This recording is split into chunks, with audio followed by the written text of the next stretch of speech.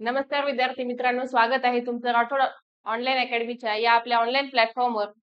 बघा, आजच्या लेक्चरमध्ये आपण बालमानसशास्त्र या विषयाची रिलेटेड पाठीमागच्या पेपरमध्ये कशा पद्धतीचे प्रश्न विचारलेले आहेत याचा अभ्यास आपण आजच्या लेक्चरमध्ये करणार आहोत. बघा, जर तुम्ही टीईटी या परीक्षेची तयारी करत असाल तर बालमानसशास्त्र या विषयाला टीईटीच्या पेपरमध्ये 30 मार्काचं वेटेज आहे. म्हणजे बालमानसशास्त्र या विषयावर 30 प्रश्न विचारले जातात.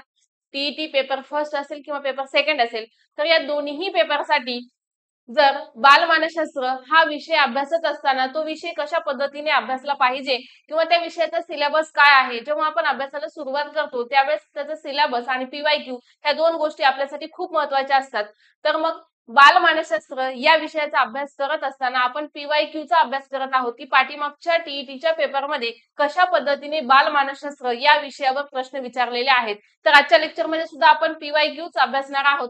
तर बघा, तुम्हाला बालमानसशास्त्र या विषयाचा जर सखोल अभ्यास करायचा असेल आणि चांगल्या पद्धतीचे मार्क्स जर टीईटीच्या पेपरमध्ये मिळवायचे असतील तर आपल्याकडे ऑनलाईन बॅच उपलब्ध आहे. तर त्या बॅच साठी तुम्हाला काय करावं लागणार आहे, तर राठोड ऑनलाईन अकॅडमी हे ऍप तुम्ही डाउनलोड करा आणि इथून म्हणजे पुढे जे काही लेक्चर होणार आहेत लाईव्ह ते आपल्याला बॅच मध्ये अवेलेबल असतील. तर त्या ठिकाणी त्या लेक्चर मध्ये काय घेतलं जाणार आहे, तर बालमानसशास्त्राचा जो काही सिलेबस आहे म्हणजे ऑन दी पॉइंट सगळे जे काही पॉइंट आहेत त्या पूर्ण सिलेबसचा अभ्यास आपण त्या बॅच मध्ये करणार आहोत, तेही डिटेल्स मध्ये. म्हणजे आपल्याला बालमानसशास्त्र या विषयामध्ये चांगले मार्क्स मिळण्यासाठी मदत होईल.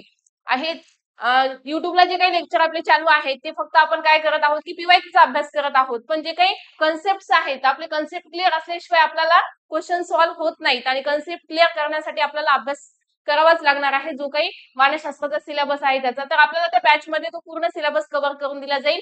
त्या बॅचची फीस आहे फक्त 599 रुपये. जर टीईटीच्या पेपरची तुम्ही तयारी करत असाल तर हे ऍप डाउनलोड करा आणि त्यावर 599 रुपयाला तुम्हाला बालमानसशास्त्र या विषयाची बॅच परचेस केली जाईल. चला तर बघू, आजच्या लेक्चर मध्ये आपण पाठीमागच्या टीईटीच्या पेपरमध्ये बालमानसशास्त्र या विषयावर कशा पद्धतीचे प्रश्न विचारलेले आहेत याचा अभ्यास आपण करणार आहोत. बघा, आता बालमानसशास्त्र अभ्यासत असताना आपण सुरुवातीपासून जे काही अभ्यासलेलं आहे, सगळ्यात अगोदर आपण बालमानसशास्त्राची व्याप्ती अभ्यासली. बालमानसशास्त्र म्हणजे काय अशा वेगवेगळ्या मानसशास्त्रज्ञांनी केलेल्या व्याख्या अभ्यासल्या. त्यानंतर तुम्हाला मी व्यक्तिमत्व हा घटक सुद्धा आपण अभ्यासलेला आहे. तर आजच्या लेक्चर मध्ये व्यक्तिभेद, प्रेरणा काय असते, अवबोध काय आहे, स्मरण काय आहे, चिंतन काय आहे, विस्मरण काय आहे, अशा वेगवेगळ्या मानसशास्त्रातील ज्या काही संकल्पना आहेत त्यावर आधारित आपल्याला कशा पद्धतीचे प्रश्न विचारले जातात याचा आढावा आपण या लेक्चर मध्ये घेणार आहोत. बघा, पहिला प्रश्न काय आहे, व्यक्तिभेद लक्षात घेऊन शिक्षकांनी अध्यापन पद्धतीत इष्ट ते बदल केले पाहिजे कारण. आता प्रश्न काय म्हणतो आहे बघा, व्यक्तिभेद, व्यक्तिभिन्नता हा टॉपिक आपल्यासाठी खूप महत्वाचा आहे. व्यक्तिभेद लक्षात घेऊन शिक्षकांनी अध्यापन पद्धतीत कोणते बदल केले पाहिजे आणि ऑप्शन काय दिलेले आहेत. मुलांची बौद्धिक पातळी भिन्न असते, मुलांची आकलन शक्ती भिन्न असते, प्रत्येक विद्यार्थ्याला कुवतीनुसार प्रगती करण्याचा अवसर मिळेल, वरील सर्व. आता व्यक्तिभेद लक्षात घेऊन शिक्षकांनी अध्यापन पद्धतीत बदल केला पाहिजे. म्हणजे जेव्हा आपण अध्यापन करतो, टीचिंग करतो त्यावेळेस व्यक्तिभेद म्हणजे प्रत्येक विद्यार्थी आपल्या समोर काय आहे, वेगळा आहे असा विचार करून आपण काय करायला पाहिजे. तर बघा, मुलांची बौद्धिक पातळी भिन्न असते म्हणजे आपण आपल्या टीचिंग मध्ये अध्यापनाच्या पद्धतीमध्ये बदल केला पाहिजे. तो का आणि कशासाठी केला पाहिजे, त्याची कारण कोणती आहेत असा आपल्याला हा प्रश्न विचारलेला आहे की व्यक्तिभेद लक्षात घेऊन. व्यक्तिभेद म्हणजे आपण असं समजायचं की आपण एक शिक्षक आहोत आणि विद्यार्थ्यांना वर्गामध्ये शिकवत आहोत. मग आपल्या एक गोष्ट लक्षात ठेवायची की काय आहे की व्यक्तिभिन्नता म्हणजे प्रत्येक विद्यार्थी, प्रत्येक बालक हा काय आहे तर वेगवेगळा आहे, त्याचे विचार वेगळे आहेत, त्याच्या आवडीनिवडी वेगवेगळ्या आहेत किंवा प्रत्येक विषयामध्ये प्रत्येक बालकाला आवड असेल असंही आपण सांगू शकत नाही. म्हणजे व्यक्तिभेद आहे, पण ते व्यक्तिभेद लक्षात घेऊन आपल्याला काय केलं पाहिजे, तर आपण आपल्या अध्यापनामध्ये बदल केला पाहिजे. तर का म्हणजे कशासाठी बदल केला पाहिजे, तर ती कारण आपल्याला दिलेली आहेत. बघा काय दिलेलं आहे की मुलांची बौद्धिक पातळी भिन्न असते. यस, बरोबर आहे, मुलांची बौद्धिक पातळी काय असते, भिन्न असते. म्हणजे प्रत्येकच मुलगा हुशारच असेल असं सांगता येईल का, नाही. किंवा प्रत्येक विषयामध्ये प्रत्येक मुलाला चांगल्याच पद्धतीने म्हणजे सारखीच आवड असेल असं सुद्धा आपण म्हणू शकत नाही. म्हणजे त्यांची बौद्धिक पातळी भिन्न असते. बरोबर आहे. मुलांची आकलन शक्ती भिन्न असते. एक्झॅक्ट हे सुद्धा बरोबर आहे की प्रत्येकाची आकलन शक्ती कशी असते, भिन्न असते. आणि त्यानंतर प्रत्येक विद्यार्थ्याला कुवतीनुसार प्रगती करण्याचा अवसर मिळेल. प्रत्येक विद्यार्थ्याला त्याच्या कुवतीनुसार तो प्रगती करत असतो आणि तो अवसर त्याला वर्गामध्ये मिळाला पाहिजे. आणि चौथा ऑप्शन आहे वरील सर्व. म्हणजे या ठिकाणी आपल्याला अध्यापन करत असताना व्यक्तिभेद म्हणजे विद्यार्थ्यामध्ये जे काही भेद असतात, वेगवेगळे विद्यार्थी असतात, ही गोष्ट लक्षात घेऊन आपण आपल्या अध्यापनामध्ये बदल केला पाहिजे. आणि त्यासाठी ही चारही कारण काय आहेत, 3 कारण महत्वाचे आहेत. म्हणजे आपल्या प्रश्नाचं उत्तर काय आहे, वरील सर्व. अध्यापनामध्ये बदल करण्यासाठी हे कारण काय आहेत, कारणीभूत आहेत. कारण मुलांची बौद्धिक पातळी भिन्न असते, मुलांची आकलन शक्ती भिन्न असते आणि प्रत्येक विद्यार्थ्याला कुवतीनुसार प्रगती करण्याचा अवसर मिळाला पाहिजे. या गोष्टी लक्षात घेऊन आपल्या प्रश्नाचं उत्तर आहे वरील सर्व. आलं का लक्षात? बघा आता नेक्स्ट क्वेश्चन काय आहे.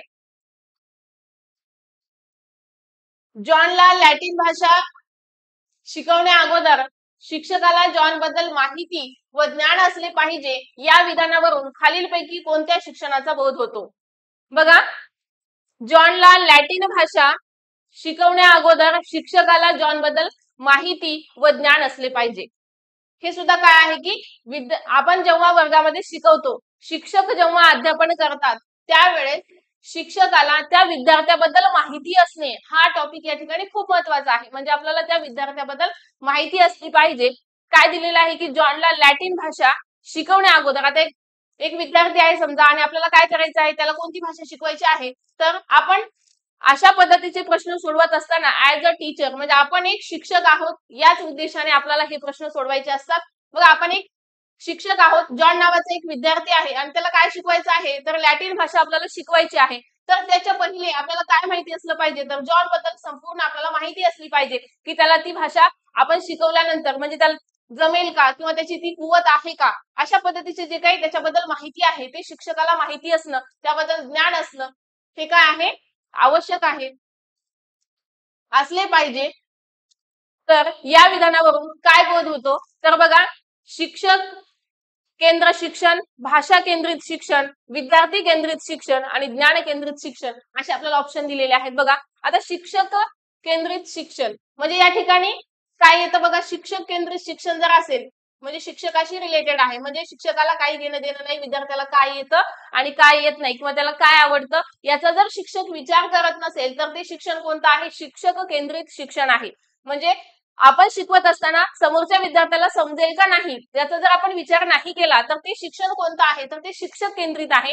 आणि त्यानंतर भाषा केंद्रित शिक्षण म्हणजे आपल्याला ज्या भाषेमधून शिकवायचं आहे त्याच भाषेमध्ये आपण शिकवणार. म्हणजे विद्यार्थ्याला ती भाषा समजेल किंवा नाही समजेल याचा आपण विचार करणार नाही. म्हणजे ते शिक्षण कोणतं आहे, तर भाषा केंद्रित शिक्षण आहे. विद्यार्थी केंद्रित शिक्षण, ज्ञान केंद्रित शिक्षण. तर आपल्या प्रश्नाचं उत्तर आहे विद्यार्थी केंद्रित शिक्षण. कारण आपण विद्यार्थ्याला काय करत आहोत, केंद्रबिंदू या ठिकाणी ठेवलेला आहे. आणि प्रत्येक प्रश्न टीईटीच्या पेपर मधील सोडवत असताना विद्यार्थी हा आपला केंद्रबिंदू ठरवायचा आहे. त्यावरूनच आपल्याला तो प्रश्न सुटेल किंवा सोडवायचा पण आहे. बघा, काय दिलेलं आहे की जॉनला आपल्याला लॅटिन भाषा शिकवायची आहे आणि त्याला ती भाषा शिकवण्या अगोदर आपल्याला त्याच्याबद्दल माहिती असणं, ज्ञान असणं आवश्यक आहे. म्हणजे आपण जॉनला विद्यार्थ्याला काय केलेलं आहे, या ठिकाणी केंद्रबिंदू मानलेला आहे. म्हणजे ती पद्धती कोणती आहे, तर विद्यार्थी केंद्रित शिक्षण पद्धती आहे. बघा, शिक्षण पद्धतीचे 3-4 प्रकार असतात, शिक्षक केंद्रित, भाषा केंद्रित, ज्ञान केंद्रित आणि विद्यार्थी केंद्रित. या ठिकाणी आपण विद्यार्थ्याला केंद्रबिंदू म्हणून मानलेला आहे. म्हणजे जॉन बद्दल पूर्ण ज्ञान असणं, माहिती असणं आवश्यक आहे असा जर आपण विचार केला तर त्या ठिकाणी ती पद्धत म्हणजे विद्यार्थी केंद्रित शिक्षण पद्धती आहे. म्हणजे आपल्या प्रश्नाचं उत्तर आहे 3 नंबर, विद्यार्थी केंद्रित शिक्षण पद्धती. कारण आपण या ठिकाणी जॉन बद्दल पूर्ण माहिती त्या शिक्षकाला अगोदरच आहे. म्हणून ती पद्धती कोणती आहे, तर विद्यार्थी केंद्रित शिक्षण पद्धती. नेक्स्ट बघा, मतिमंदत्वातील पुढीलपैकी कोणत्या प्रकारामध्ये बालके चांगल्या पद्धतीने साक्षर होऊन व्यावसायिक क्षमता आत्मसात करू शकतात. तर बघा, मतिमंदत्व, इंटेलिजन्स हा एक आपल्याला मानसशास्त्रामध्ये टॉपिक अभ्यासावा लागतो, बुद्धिमत्ता. आणि जेव्हा आपण आपल्या बॅच मध्ये डिटेल्स सिलेबस अभ्यासू त्यावेळेस आपण इंटेलिजन्स, बुद्धिमत्ता काय आहे आणि बुद्धिमत्तेचे जे काही वेगवेगळे प्रकार आहेत ते सुद्धा आपण त्या ठिकाणी अभ्यासणार आहोत. आता आजचा उद्देश आपला फक्त एवढाच आहे की मानसशास्त्र या विषयामध्ये टीईटीच्या पेपरमध्ये कशा पद्धतीने प्रश्न विचारले जातात, म्हणजे या प्रश्नावरून आपल्याला काय लक्षात येतं की टॉपिक्स कोणते असतात मानसशास्त्रामध्ये, आपल्याला नेमकं काय अभ्यासायचं आहे. मानसशास्त्र हा विषय खूप व्यापक आहे, पण त्यामध्ये आपल्याला परीक्षेला जे काही विचारले जातात प्रश्न किंवा जे काही परीक्षेशी रिलेटेड जे काही टॉपिक आहेत ते आपल्याला कुठले टॉपिक अभ्यासायचे आहेत हे आपल्याला माहिती व्हावं, हाच या पाठीमागचा उद्देश आहे.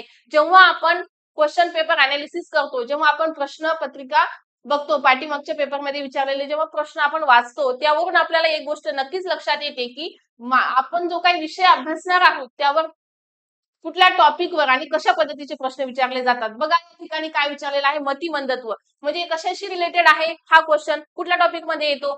तर जेव्हा आपण पूर्ण अनालिसिस करू तेव्हा लक्षात येईल की हा टॉपिक येतो बुद्धिमत्ता, आणि बुद्धिमत्ता it's a most important topic in psychology, म्हणजे मानसशास्त्रामध्ये बुद्धिमत्ता हा टॉपिक खूप महत्वाचा आहे आणि आपल्याला हा टॉपिक अभ्यासायचा आहे. जेव्हा आपण आपल्या बॅच मध्ये सिलेबसचं पूर्ण डिटेल स्टडी करायला लागू त्यावेळेस आपण बुद्धिमत्ता हा टॉपिक अभ्यासणार आहोत. आणि बुद्धिमत्ता अभ्यासल्यानंतर हा टॉपिक जर आपण अभ्यासला तर हा प्रश्न आपल्याला अगदी काय जाणार आहे, सोपा जाणार आहे. आता यावेळेस तुम्हाला इंटेलिजन्स बुद्धिमत्ता काय आहे किंवा मतिमंदत्व काय असतं, मतिमंदत्वाचे वेगवेगळे प्रकार आहेत, त्याचा जर आपण अभ्यास केला नसेल तर यावेळेस आपल्याला म्हणजे आता हा प्रश्न सोडवणं काय आहे, थोडंसं अवघड आहे. पण जेव्हा आपण पूर्ण अभ्यास करू त्या टॉपिकचा तेव्हा हा प्रश्न आपल्यासाठी खूप सोपा असणार आहे. काय दिलेला आहे बघा, मतिमंदत्वातील पुढीलपैकी कोणत्या प्रकारामध्ये बालके चांगल्या पद्धतीने साक्षर होऊन व्यावसायिक क्षमता आत्मसात करू शकतात. आता मतिमंदत्वाचे सुद्धा वेगवेगळे प्रकार आहेत, तर ते काय दिलेले आहेत ऑप्शन बघा, मध्यम मतिमंदत्व, सौम्य मतिमंदत्व, कडक मतिमंदत्व आणि गंभीर मतिमंदत्व. मतिमंदत्व याचे 3 ते 4 प्रकार दिलेले आहेत. आणि तो मुलगा कसा आहे, तर ते बालके काय करतात, चांगल्या पद्धतीने साक्षर होतात, म्हणजे त्यांना लिहिता पण येतं, वाचता पण येतं. त्याचबरोबर व्यावसायिक क्षमता आत्मसात करू शकतात. व्यावसायिक क्षमता म्हणजे ते बिझनेस सुद्धा करू शकतात. अशा पद्धतीचं जे काही मतिमंदत्व आहे ते कोणतं असणार आहे बघा, सौम्य मध्यम मतिमंदत्व, सौम्य मतिमंदत्व, कडक मतिमंदत्व आणि गंभीर मतिमंदत्व. जर आपण ऑप्शन अनालिसिस केले, इलिमिनेशन करत गेलो तर आपल्याला उत्तर भेटणार आहे बघा, गंभीर मतिमंदत्व. गंभीर म्हणजे जास्त प्रमाणामध्ये जर मतिमंदत्व असेल तर त्या बालकाला लिहिता किंवा वाचता येईल का, नाही, म्हणजे तो साक्षर होईल का, नाही, म्हणजे हे आपल्या प्रश्नाचं उत्तर येणार आहे का, नाही. कडक मतिमंदत्व, मग कडक मतिमंदत्व म्हणजे हे सुद्धा काय, तर जास्त प्रकारचं मतिमंदत्व आहे, म्हणजे त्या ठिकाणी सुद्धा ते साक्षर होऊ शकणार नाही आणि व्यावसायिक क्षमता सुद्धा आत्मसात करू शकणार नाही, हे सुद्धा आपल्या प्रश्नाचं उत्तर नाही. मध्यम मतिमंदत्व म्हणजे काही प्रमाणामध्ये, म्हणजे एकदम असं कमी पण नाही आणि एकदम जास्त पण नाही, तर मध्यम मतिमंदत्व असेल तर ते बालक साक्षर होतील पण व्यावसायिक क्षमता आत्मसात करतील असं आपण सांगू शकत नाही, म्हणजे हे सुद्धा आपल्या प्रश्नाचं उत्तर नाही. तर सौम्य मतिमंदत्व म्हणजे एकदम कमी थोड्या प्रमाणामध्ये जर त्यामध्ये मतिमंदत्व असेल तर अशी बालके साक्षर होऊ शकतात आणि व्यावसायिक क्षमता सुद्धा आत्मसात करू शकतात, म्हणजेच आपल्या प्रश्नाचं उत्तर आहे सौम्य मतिमंदत्व. एकदम कमी प्रमाणामध्ये जर मतिमंद असतील काही बालके तर ते साक्षर होऊ शकतात, फक्त काहीच गोष्टी असतात की ते त्यांना लक्षात येणार नाही, पण ते साक्षर होऊ शकतात, म्हणजे लिहिता येऊ शकतं, वाचता येऊ शकतं, व्यावसायिक क्षमता आत्मसात करू शकतात. तर अशी बालके कशामध्ये येतात, तर सौम्य मतिमंदत्व हे आपल्या प्रश्नाचं उत्तर आहे. तर बघा, जेव्हा आपण बुद्धिमत्ता हा टॉपिक अभ्यासू त्यावेळेस आपण या मतिमंदत्वाचा अभ्यास करणार आहोत. काही म्हणजे वेगवेगळे जे काही त्याचे प्रकार दिलेले आहेत ते जर आपण अभ्यासलं तर आपल्याला हा प्रश्न सोडवण्यासाठी खूप इझी जाणार आहे. त्यानंतरचा क्वेश्चन बघा, नंबर, मेंदूला पक्षपात होण्याचे पुढीलपैकी कोणते कारण नाही. आता मेंदूला पक्षपात होणे त्याला आपण काय म्हणतो बघा, पॅरालिसिस. तर त्यासाठी कोणतं कारण कारणीभूत नाही असा प्रश्न विचारलेला आहे. बघा, गर्भवती स्त्रीने घेतलेली औषधे, मातेला गर्भावस्थेत झालेला आजार, अपघातामुळे मेंदूला इजा आणि कवटीचा आकार मोठा असणे. आता 4 ऑप्शन दिलेले आहेत की पक्षपात होण्याचे पुढीलपैकी कोणते कारण नाही असं विचारलेलं आहे. तर बघा, गर्भवती स्त्रीने घेतलेली औषधे, गर्भवती स्त्रीने जर काही औषधे घेतली असतील तर ती जर जास्त प्रमाणात झाली तर त्या ठिकाणी पक्षपात हा आजार होऊ शकतो. मातेला गर्भावस्थेत झालेला आजार म्हणजे मातेला जर गर्भावस्थेत आजार झालेला असेल तर ते बालकाला सुद्धा होऊ शकतो, म्हणजे त्या ठिकाणी पक्षपात होण्यासाठी हे सुद्धा कारण कारणीभूत आहे. अपघातामुळे मेंदूला जर इजा झाली तर त्या ठिकाणी सुद्धा पक्षपात पॅरालिसिस होऊ शकतो. पण कवटीचा आकार मोठा असणे, मोठा नाही तर कवटीचा आकार जर लहान असेल तर पक्षपात काय होतो, म्हणजे या ठिकाणी कोणतं कारण नाही. तर 4 नंबरचं हे आपल्या प्रश्नाचं उत्तर आहे की कवटीचा आकार जर मोठा असणे, म्हणजे काय, मोठा असल्यावर पक्षपात होणार नाही, तर कवटीचा आकार लहान असेल तर पक्षपात होऊ शकतो. त्यानंतर बघा, दृष्टिदोषावर मात करण्यासाठी कोणती गोष्ट करू नये. आता दृष्टिदोष, ज्ञानेंद्रिय, सेन्स ऑर्गन यावर विचारलेला प्रश्न आहे बघा. दोषावर जर आपल्याला मात करायची असेल तर कोणती गोष्ट करू नये. तर 1 नंबरला दिलेला आहे पोषक आहार घ्यावा, डोळ्यावर प्रखर सूर्यप्रकाश किंवा प्रकाश टाळावा, पुस्तक जवळ घेऊन वाचावे, डोळ्यावर ताण येऊ देऊ नये. तर कोणती गोष्ट आपण करायला नाही पाहिजे जर आपल्याला दृष्टिदोष टाळायचा असेल तर आता 1 नंबरला पोषक आहार घ्यावा. एक्झॅक्ट, हे तर करायलाच पाहिजे, कारण आपल्याला दृष्टिदोष हा जर टाळायचा असेल तर आपल्याला पोषक आहार हा घ्यावा लागेल. पण आपल्या प्रश्नामध्ये विचारलेला आहे की कोणती गोष्ट करू नये. डोळ्यावर प्रखर सूर्यप्रकाश किंवा प्रकाश टाळावा, हे सुद्धा बरोबर आहे, कारण डोळ्यावर जास्त प्रकाश जर आपण सतत घेत असतील तर आपल्याला दृष्टिदोष होईल, म्हणजे हे सुद्धा कारण दृष्टिदोषाचंच आहे. त्यानंतर पुस्तक जवळ घेऊन वाचावे. जर आपण जास्त पुस्तक जवळ घेऊन वाचलं तर काय होईल, आपल्या डोळ्यावर ताण येईल. डोळ्यावर ताण येऊ देऊ नये, तर काय विचारलेलं आहे की करू नये असं विचारलेलं आहे, तर डोळ्यावर ताण येऊ देऊ नये हे सुद्धा बरोबर आहे. आपल्याला विचारलेलं आहे की दृष्टिदोषावर जर आपल्याला मात करायची असेल, आपल्याला जर दृष्टिदोष होऊ द्यायचा नसेल तर आपण काय नाही करायला पाहिजे, तर यामध्ये पुस्तक जवळ घेऊन वाचावे. पुस्तक जर आपण जास्त जवळ घेऊन वाचलं तर काय होईल, आपल्याला दृष्टिदोष होऊ शकतो, म्हणजे दृष्टिदोषावर मात करण्यासाठी आपण हे टाळू शकतो. पुस्तक एकदम असं जास्त जवळ घेऊन वाचायचं नाही. डोळ्यावर ताण येऊ देऊ नये, हे सुद्धा आपण करायला पाहिजे. डोळ्यावर प्रखर सूर्यप्रकाश किंवा प्रकाश टाळावा, हे सुद्धा आपण केलं पाहिजे. पोषक आहार घ्यावा, हे सुद्धा आपण केलं पाहिजे. पण काय नाही केलं पाहिजे, तर पुस्तक जवळ घेऊन वाचावे, हे आपण नाही केलं पाहिजे, म्हणजे आपल्याला दृष्टिदोष होणार नाही. या ठिकाणी आपल्याला प्रश्न कशा पद्धतीचा विचारलेला आहे हे सुद्धा लक्षात येणं खूप महत्वाचं आहे, कारण आपल्याला विचारलेलं आहे की दृष्टिदोष जर आपल्याला टाळायचा असेल, त्याच्यावर जर आपल्याला मात करायची असेल तर आपण काय करू नये असं विचारलेलं आहे. तर आपल्याला ह्या 3 गोष्टी आपण केल्या पाहिजे, पण पुस्तक जवळ घेऊन वाचावे ही गोष्ट आपण नाही करायला पाहिजे, म्हणजे आपल्याला दृष्टिदोष होणार नाही. त्यानंतर नेक्स्ट बघा, खालीलपैकी कोणत्या विद्यार्थ्यांमध्ये प्रज्ञावान मुलाचे लक्षण दिसून येते. आता प्रज्ञावान मुले म्हणजे हुशार, इंटेलिजन्स, जे मुलं हुशार असतात तर त्यामध्ये कोणते लक्षण दिसून येते बघा. काय दिलेलं आहे, सुमितची समायोजन क्षमता कमी आहे, अमितला चालू घडामोडी विषयीचे, आता या ठिकाणी ज्ञान नाही तर अज्ञान नाही असं आहे त्या ठिकाणी. गणेशला कला कौशल्यात कमी निपुणता आहे, श्यामच्या जाणीवा अवास्तव आहेत. तर बघा प्रश्न काय विचारलेला आहे, असे खूप मोठे मोठे जर प्रश्न आपण पाहिले तर थोडंसं कन्फ्युजन होतं. पण बघा खालीलपैकी कोणत्या विद्यार्थ्यामध्ये प्रज्ञावान म्हणजे हुशार मुलाचे लक्षण दिसून येते. आता बघा सुमित नावाचा मुलगा आहे, त्याला समायोजन क्षमता त्याची कमी आहे. समायोजन क्षमता जर कमी असेल तर तो प्रज्ञावान म्हणजे हुशार असू शकेल का? नाही. अमितला चालू घडामोडी विषयीचे अज्ञान नाही विचारले, अज्ञान नाही असा ऑप्शन दिलेला आहे बघा. अज्ञान नाही म्हणजे काय आहे त्याच्याकडे, अज्ञान नाही म्हणजे तो काय आहे, ज्ञान आहे त्याच्याकडे, ज्ञान आहे, नॉलेज आहे. कुणाकडे आहे, अमितकडे. त्यानंतरचा ऑप्शन बघा, गणेशला कला कौशल्यात कमी निपुणता आहे. आता गणेश आहे त्याला कला आणि कौशल्य हे जास्त प्रमाणामध्ये जमत नाही, म्हणजे तो हुशार असू शकेल का, तर नाही. श्यामच्या जाणीवा अवास्तव आहेत, म्हणजे श्यामला कशाचीच जाणीव नाही, त्याच्या जाणीवा अवास्तव आहेत, म्हणजे तो सुद्धा प्रज्ञावान बालकामध्ये येणार नाही. सुमितची समायोजन क्षमता कमी आहे, हा सुद्धा प्रज्ञावान बालकामध्ये येणार नाही, कारण त्याची समायोजन क्षमता काय आहे, कमी आहे. आपल्याला काय विचारलेलं आहे की प्रज्ञावान म्हणजे हुशार बालकाचे लक्षण विचारलेले आहेत. तर मग अमितला चालू घडामोडी विषयीचे अज्ञान नाही, म्हणजे त्याला अमितला चालू घडामोडी विषयीचे ज्ञान त्याच्याकडे आहे, म्हणजेच काय आहे, तर प्रज्ञावान बालकाचं लक्षण कोणतं आहे, तर 2 नंबर म्हणजे ब हे आपल्या प्रश्नाचं उत्तर आहे, कारण अमितला काय आहे की चालू घडामोडी करंटचं खूप सारं नॉलेज आहे, म्हणजे तो काय आहे, हुशार आहे. आणि सुमितकडे समायोजन क्षमता कमी असल्यामुळे तो प्रज्ञावान किंवा हुशार असू शकत नाही. गणेशला कला कौशल्यात कमी निपुणता आहे, म्हणजे तो सुद्धा हुशार असेल का, तर नाही. श्यामच्या जाणीवा अवास्तव आहेत, म्हणजे श्याम सुद्धा प्रज्ञावान बालकामध्ये येणार नाही. तर आपल्या प्रश्नाचं उत्तर आहे अमितला चालू घडामोडीविषयीचे अज्ञान नाही, म्हणजे त्याला चालू घडामोडीविषयीचं खूप सारं ज्ञान आहे, नॉलेज आहे त्याच्याकडे, म्हणजेच तो काय आहे, प्रज्ञावान बालक आहे. त्यानंतर नेक्स्ट क्वेश्चन बघा, विशेष शिक्षकांनी खालीलपैकी कोणती बाब टाळावी. म्हणजे या ठिकाणी चांगल्या शिक्षकाने काय नाही करायला पाहिजे असं विचारलेलं आहे. विद्यार्थ्यांच्या क्षमता, गुण, कमतरताकडे दुर्लक्ष करू नये. विशेष गरजा असणाऱ्या मुलांसाठी आवश्यक असणारी साधने, उपकरणे, साहित्य या बाबतीत अज्ञानी असू नये. विशेष गरजा असणाऱ्या मुलांच्या मानसिकतेचा विचार न करणे.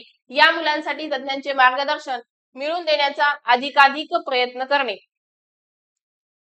आता चांगल्या शिक्षकाची लक्षणं काय असायला पाहिजे यावर हा प्रश्न आहे. तर विद्यार्थ्यांच्या क्षमता, त्यांचे गुण आणि कमतरता याकडे दुर्लक्ष करू शकतो का चांगला शिक्षक? नाही. म्हणजे हे सुद्धा काय आपल्या प्रश्नाचं उत्तर नाही. विशेष गरजा असणाऱ्या मुलांसाठी आवश्यक असणारी साधने, उपकरणे, साहित्य या बाबतीत अज्ञानी असू नये. बरोबर आहे. म्हणजे जर शिक्षकाला मुलांचे जे काही आवश्यक असणारी साधने आहेत, उपकरणे आहेत, साहित्य आहेत याबद्दल नॉलेज असलं पाहिजे. त्यानंतर विशेष गरजा असणाऱ्या मुलांच्या मानसिकतेचा विचार न करणे. या मुलांसाठी तज्ञांचे मार्गदर्शन मिळवून देण्याचा अधिकाधिक प्रयत्न करणे हे सुद्धा बरोबर आहे. म्हणजे या मुलांसाठी काय केलं पाहिजे, तर मार्गदर्शन मिळवून दिलं पाहिजे तज्ञ व्यक्तीचं शिक्षकांनी, हे बरोबर आहे. विशेष गरजा असणाऱ्या मुलांसाठी आवश्यक असणारी साधने, उपकरणे, साहित्य या बाबतीत अज्ञानी असू नये हे सुद्धा बरोबर आहे. पण आपल्याला चुकीचं विचारलेलं आहे, कोणती बाब टाळायला पाहिजे असं विचारलेलं आहे. तर हे सुद्धा बरोबर आहे. त्यानंतर विद्यार्थ्यांच्या क्षमता, गुण, कमतरताकडे दुर्लक्ष करू नये हे सुद्धा बरोबर आहे. म्हणजे हे गुण शिक्षकामध्ये असले पाहिजेत. आणि कुठली बाब शिक्षकाने टाळायला पाहिजे, बघा, विशेष गरजा असणाऱ्या मुलांच्या मानसिकतेचा विचार न करणे दिलेला आहे. म्हणजे आपण जर त्या विद्यार्थ्यांच्या मानसिकतेचा विचार नाही केला तर तो चांगल्या पद्धतीचा शिक्षक असू शकेल का? निश्चितच नाही. तर कोणती बाब टाळायला पाहिजे, तर 3 नंबर म्हणजे क हे आपल्या प्रश्नाचं उत्तर आहे. कारण मानसिकतेचा मुलांच्या विचार हा शिक्षकाने केला पाहिजे. त्यानंतर बघा, विद्यानिष्ठ भूमिकेवर आधारलेल्या मानसशास्त्राचा पाया घालून वेदना, भावना आणि कल्पना यांच्या अभ्यासावर विशेष भर पुढीलपैकी कोणी दिला.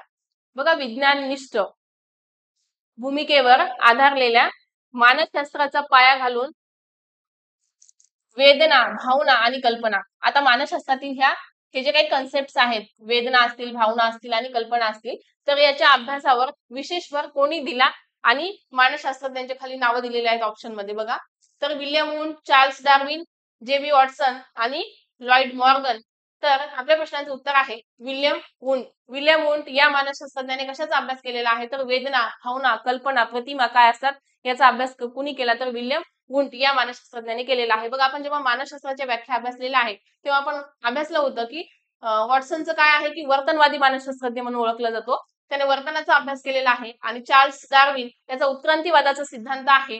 तर विल्यम वुंट या मानसशास्त्रज्ञाने विज्ञाननिष्ठ भूमिकेवर आधारलेल्या मानसशास्त्राचा पाया घालण्यासाठी कशाचा अभ्यास केला, वेदना, भावना, कल्पना, अभिरुची, प्रेरणा, प्रतिमा ह्या जे काही कन्सेप्ट आहेत मानसशास्त्रातील, तर त्याचा अभ्यास कोणी केला असेल, तर विल्यम वुंट या मानसशास्त्रज्ञाने केलेला आहे. म्हणजेच आपल्या प्रश्नाचं उत्तर आहे 1 नंबर.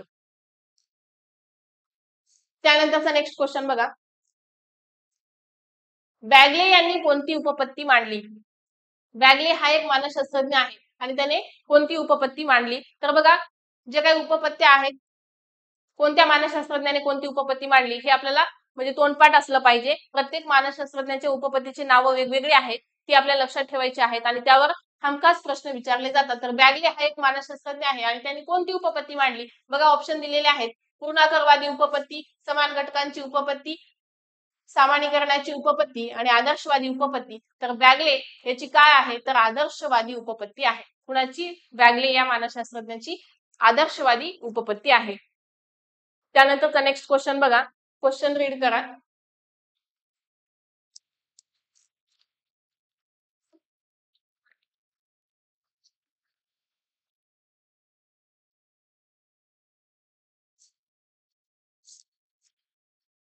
बघा काय आहे क्वेश्चन.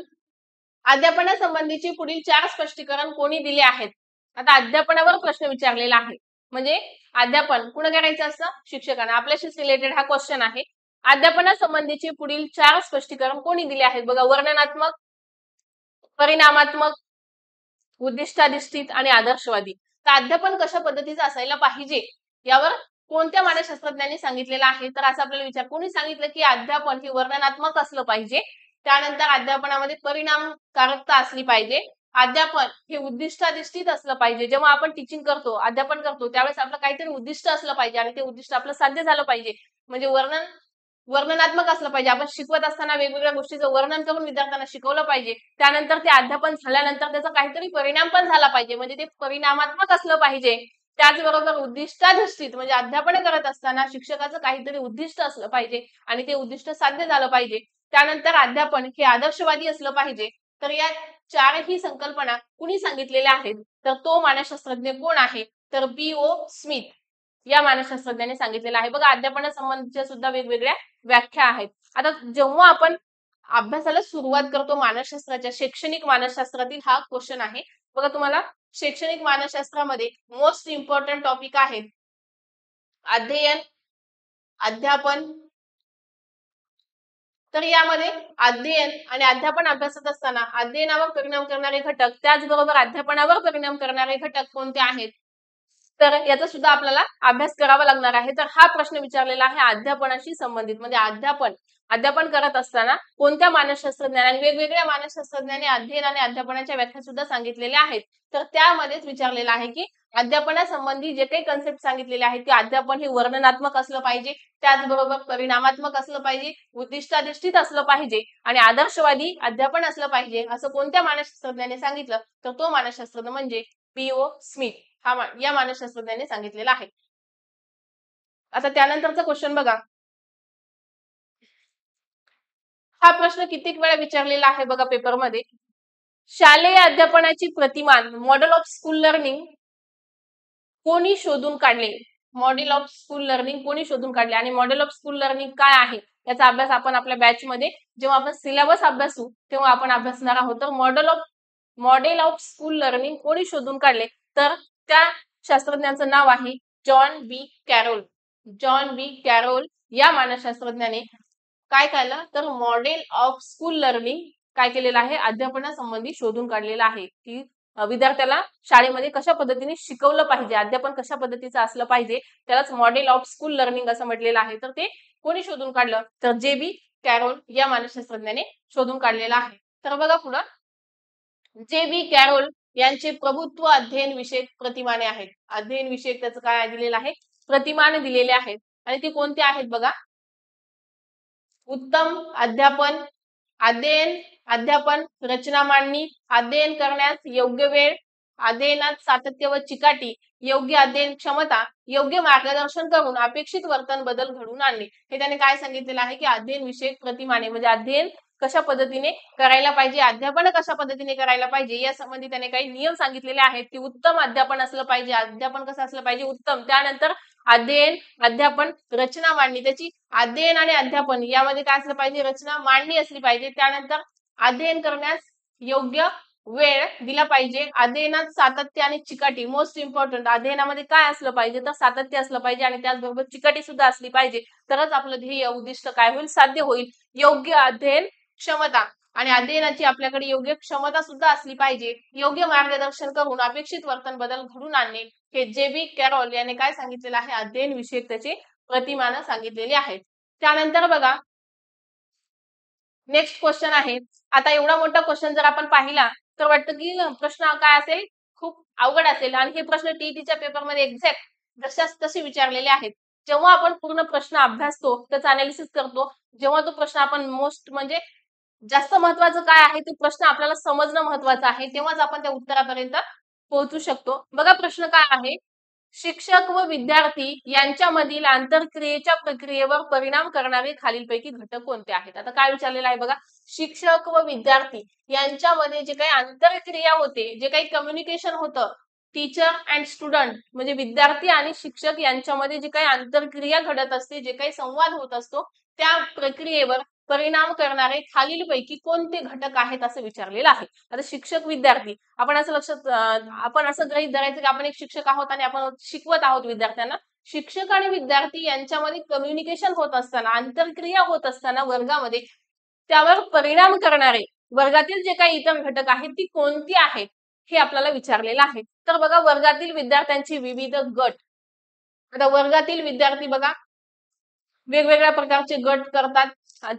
4-5 मुलांचा गट करून ती मुलं काय करतात राहतात. मग त्याचा सुद्धा परिणाम कशावर होतो तर शिक्षकावर होतो. शिक्षक व विद्यार्थी यांचे व्यक्तिमत्व याचा सुद्धा परिणाम होणारच आहे. शिक्षक आणि विद्यार्थी यांच्या व्यक्तिमत्वाचा विद्यार्थ्याला शिकवण्यासाठी मिळणारी प्रेरणा. आता हे सुद्धा शिक्षक आणि विद्यार्थी यांच्यामध्ये जी काही आंतरक्रिया होते त्यावर परिणाम हे घटक करतात. तर कोणकोणते घटक करतात असं विचारलेलं आहे बघा. विद्यार्थ्याला शिकवण्यासाठी मिळणारी प्रेरणा एक्झॅक्ट हा सुद्धा घटक त्या ठिकाणी परिणाम करतो. त्यानंतर शिक्षकाचा विद्यार्थ्याकडे पाहण्याचा दृष्टिकोन हा सुद्धा घटक खूप महत्वाचा आहे की शिक्षक विद्यार्थ्याकडे कोणत्या दृष्टिकोनातून पाहतो. तर आंतरक्रियेवर शिक्षक आणि विद्यार्थी यांच्यामध्ये होणाऱ्या आंतरक्रियेवर परिणाम करणारे घटक त्यामध्ये अभ्यासत असताना हे चारही घटक त्यामध्ये महत्वाचे आहेत. म्हणजे आपल्या प्रश्नाचं उत्तर आहे अ, ब, क आणि ड.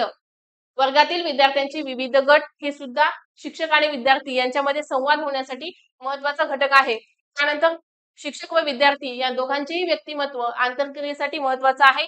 विद्यार्थ्याला शिकवण्यासाठी मिळणारी प्रेरणा ही सुद्धा महत्वाची आहे आणि शिक्षकाचा विद्यार्थ्याकडे पाहण्याचा दृष्टिकोन हा घटक सुद्धा खूप महत्वाचा आहे. शिक्षक आणि विद्यार्थी यांच्यामध्ये कम्युनिकेशन संवाद आंतरक्रिया होत असताना म्हणजे आपल्या प्रश्नाचं उत्तर आहे अ, ब, क आणि ड म्हणजे वरीलपैकी सर्व. त्यानंतर नेक्स्ट क्वेश्चन बघा. नाटकात प्रथमच काम करणाऱ्या शाळेतील विद्यार्थ्यांकडे संवाद पाठ असूनही नाट्यगृहातील गर्दी पाहून भाषण आठवत नाही हे प्रत्यावर्णातील डॅश डॅश या कारक गोष्टीमुळे घडतं. आता बघा काय विचारलेलं आहे की नाटकात प्रथम काम करणाऱ्या शाळेतील विद्यार्थ्याकडे. आता शाळेमध्ये वेगवेगळ्या प्रकारचे काय असतात स्पर्धा असतात. तर त्या ठिकाणी असं आहे की एक नाटकाची स्पर्धा आहे. तर मग काय विचारलेलं आहे की नाटकात प्रथम म्हणजे पहिली वेळेसच काम करणारा एक विद्यार्थी आहे आणि त्या विद्यार्थ्याकडे संवाद पाठ म्हणजे त्याला पाठ असून त्याला जे काही नाटकामध्ये बोलायचं आहे ते त्याला पाठ आहे, त्याला सगळं माहिती आहे. तरीही नाट्यगृहातील गर्दी पाहून म्हणजे समोर बसलेल्या व्यक्तीची गर्दी पाहून त्याला ते आठवत नाही. त्याला जे काही संवाद जे काही डायलॉग बोलायचा होता नाटकातील तो त्याला पाठ आहे. पण पाठ असताना सुद्धा समोर बसलेल्या व्यक्ती बघून काय होतं त्याला तर ते बोलता येत नाही. त्याला त्या ठिकाणी ते आठवत नाही. तर हे कुठल्या गोष्टीमुळे होतं असं आपल्याला विचारलेलं आहे आणि हे फॅक्ट्स आपल्याला माहिती असणं खूप महत्वाचं आहे. बघा जेव्हा आपण जिथं कुठं शिक्षक म्हणून ऍज अ टीचर आपण ज्या ठिकाणी काम करतो त्या ठिकाणी वेगवेगळे उपक्रम असतात.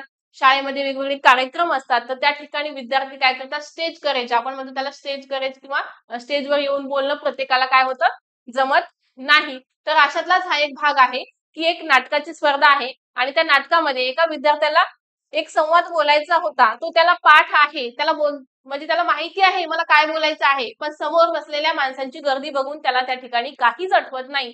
तर हा कशाचा भाग आहे? तर बघा शारीरिक व मानसिक थकवा, साहचर्य, मनाचा कल आणि भावनिक अडथळा. आता शारीरिक व मानसिक थकवा हे कारण असू शकतं का? आता फॉर एक्झाम्पल आपल्यालाच त्या ठिकाणी जर आपण गृहीत धरलं की एखाद्या वेळेस जर नाही बोलता आलं समोर बसलेल्या व्यक्तीला बघून आपल्याला माहिती आहे आपल्याला पाठ आहे आपल्या मनामध्ये आहे की आपल्याला काय बोलायचं आहे. पण समोर बसलेल्या व्यक्तीची गर्दी बघून जर आपल्याला बोलता येत नसेल तर शारीरिक आणि मानसिक थकवा हे कारण त्याला असू शकतं का? तर नाही. त्यानंतर बघा साहचर्य म्हणजे सोबतचे जे काही व्यक्ती आहेत त्याचा काही परिणाम होतो का? तर ते सुद्धा साहित्यिक वाटत नाही. त्यानंतर मनाचा कल म्हणजे आपल्याला मनाला जे वाटलं ते आपण करतो. म्हणजे त्याच्या मनामध्ये असून सुद्धा त्याला बोलता येत नाही. म्हणजे त्याच्या मनाचा कल हे सुद्धा कारण असू शकत नाही. आता त्याला समोर गेल्यानंतर बोलायचं तर आहे. म्हणजे त्याच्या मनामध्ये आहे बोलायचं पण नाही बोलता येत, नाही आठवत. म्हणजे मनाचा कल सुद्धा असू शकत नाही. मनाचा कल याचा अर्थ आहे की जे आपल्या मनाला वाटेल ते आपण करतो. तर ते सुद्धा नाही. तर